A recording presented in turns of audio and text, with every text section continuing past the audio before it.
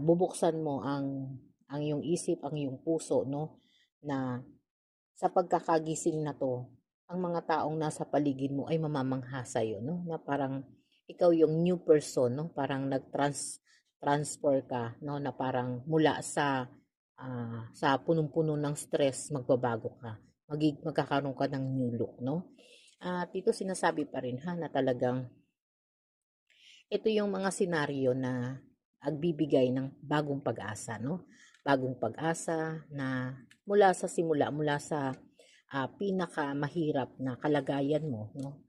Dahil parang ito'y ilang taong emosyon to eh, no? Na kinimkim, no? Dahil naging sunod-sunuran ka lang, no? Parang bawat salita sinusunod mo, kahit ayaw mo sinusunod mo. Hindi ka marunong sumuway, no? Hindi ka marunong ah, magsabi ng ayaw mo, no? Pero ito yung emosyon na talagang magpapalakas ng loob mo. At parang naging desidido kang baguhin ng sarili mo, no?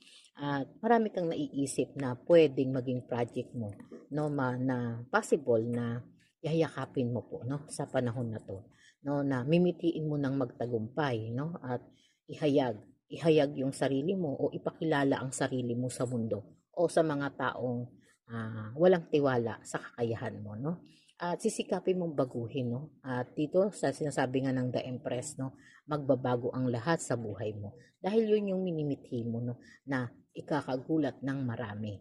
Kakagulat nila na dati kang malulungkutin, no, pero magiging masaya ka, no. Dati kang walang pera pero unti-unti, no, na magmumukha ka ng mayaman, no. At dati parang naglalakad ka lang pero ngayon, no, parang mimitiin mo ng magkaroon ng apat na gulong ng sasakyan, no.